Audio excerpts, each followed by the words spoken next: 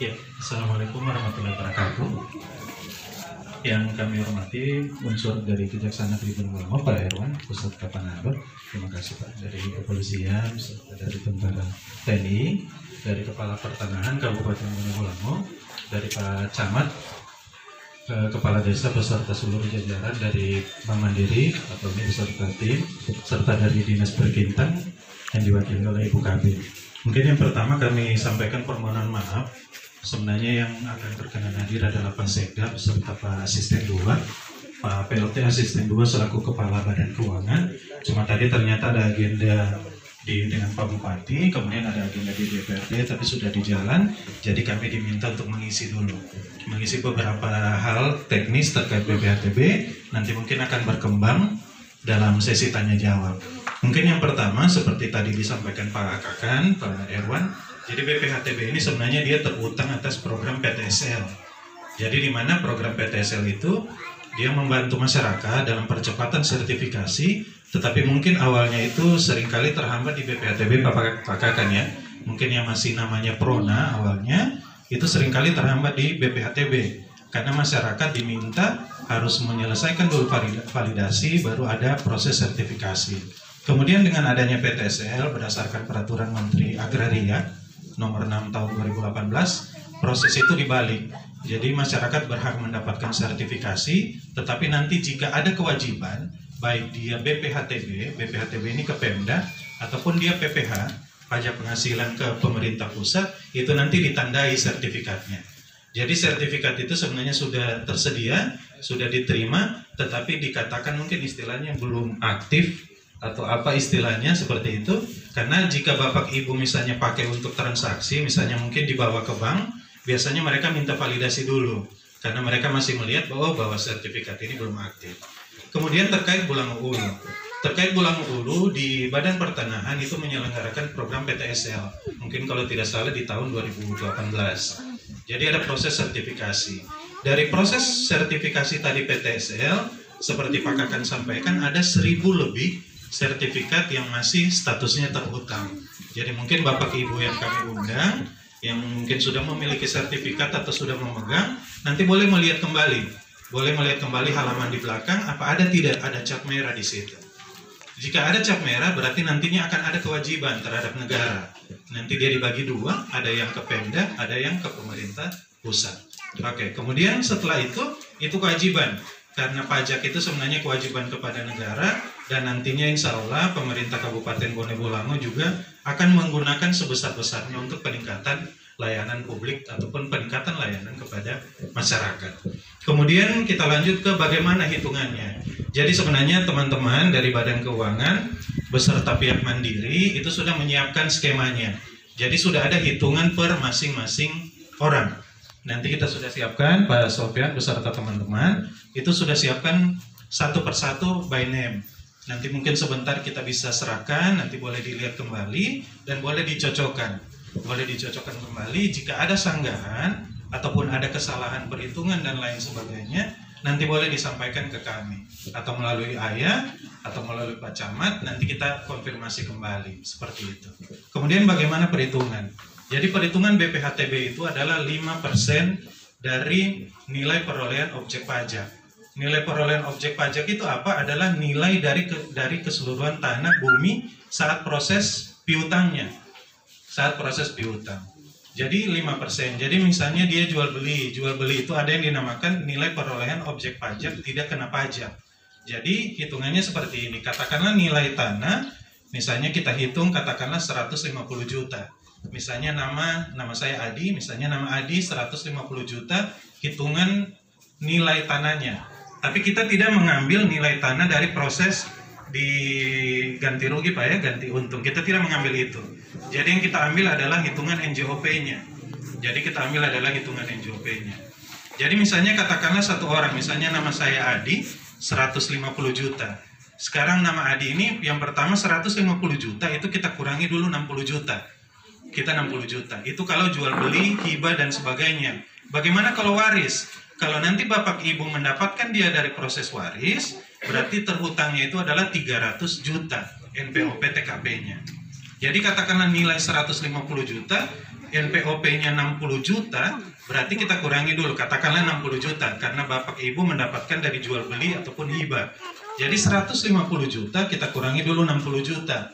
Dapatlah ketemu 90 juta.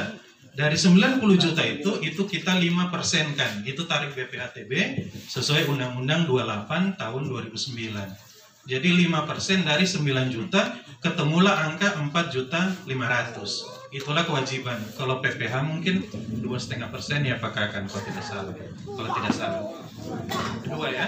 Siap. Jadi ada PPH, itu PPHTB. Bagaimana kalau Bapak Ibu mendapatkan dari waris? Waris itu adalah NPOP TKP-nya adalah 300 juta. Jadi katakanlah nilai satu tanah itu adalah 150 juta, kemudian NPOP TKP-nya 300, berarti Bapak Ibu tidak bayar.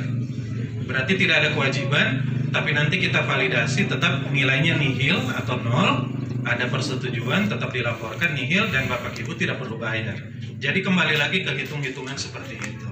Kemarin juga ada pertanyaan, Pak, bagaimana kalau misalnya lahan saya itu ada 10, ada 2, ada 3. Jadi kalau hitungannya seperti itu, tadi saya sampaikan kalau jual beli hibah 60 juta, waris 300 juta, sesuai Undang-Undang 28, itu dikatakan bahwa NPOP TKP yang 60 juta, 300 juta itu adalah perwajib pajak. Jadi perwajib pajak ini, sudah datang Pak Kakat, Pak Kaban, selaku PLT Asisten 2, mungkin saya lanjut saja. Ya, siap. Jadi yang pertama tadi sampai di mana? Oke, katakanlah satu orang itu ada lahan misalnya lebih dari 1. Katakanlah 2. Siapa?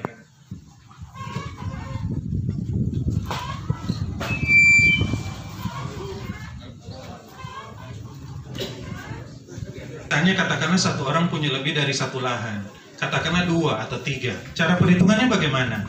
Menurut Undang-Undang 28, nilai perolehan objek pajak tidak kena pajak yang 60 juta, 300 juta tadi tergantung jenis perolehan, jual beli, hibah, waris, misalnya pertukaran dan sebagainya, itu adalah perwajib pajak. Jadi menempel dia ke orangnya, ke person.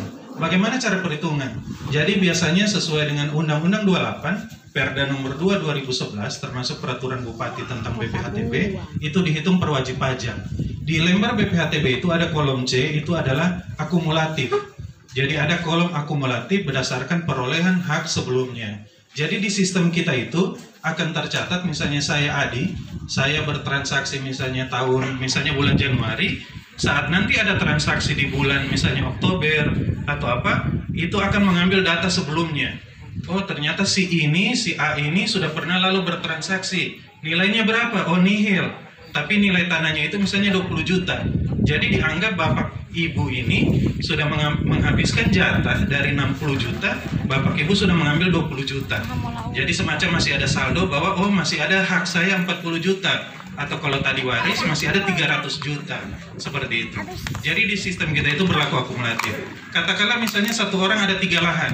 Lahan yang pertama nilainya katakanlah 30 juta.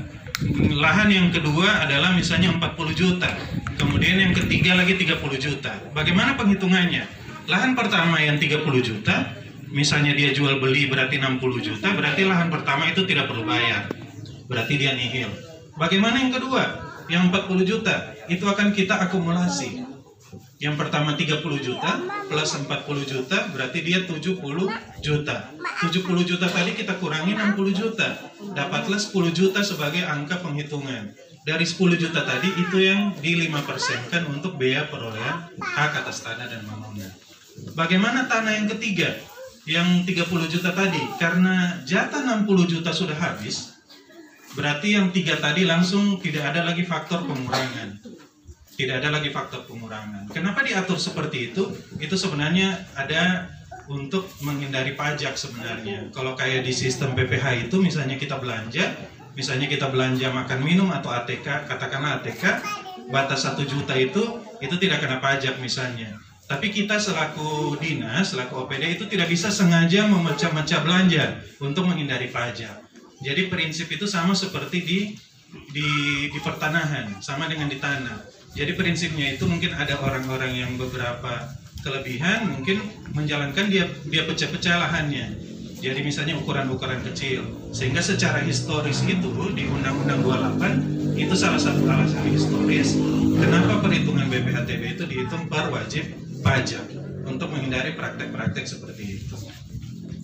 Kemudian daftar tadi nanti mungkin sebentar kita izin dibagikan, silakan Bapak Ibu melihat. Mungkin tadi berkembang ada beberapa perubahan ukuran ya. Ada tadi beberapa tadi katanya ukurannya sekian, ternyata ini sudah berubah. Di sertifikat juga mungkin sudah ada perubahan angka atau apa. Nanti silakan Bapak Ibu lihat kembali. Nanti ada beberapa teman yang sebentar membagikan dan silakan konfirmasi. Silakan dikonfirmasi. Jika ada melalui ayah mohon bantuan melalui Pak Camat atau melalui kita juga. Nanti mungkin kita akan buka lagi hari apa. Silakan kalau ada yang mengkonfirmasi atau silakan saja hubungi lewat WA juga boleh, tidak masalah. Yang penting nilainya sudah kita bisa lihat. Kemudian nanti akan ada beberapa surat pernyataan juga. Mungkin dalam hal ini Bank Mandiri bersedia nanti membantu sehingga prosesnya itu yang seharusnya dibayar dulu sebelum pengalihan mungkin nanti ada tambahan dari Pak Asisten 2 seperti apa mekanismenya seperti itu. Mungkin sekian dulu dari saya Pak Kaban.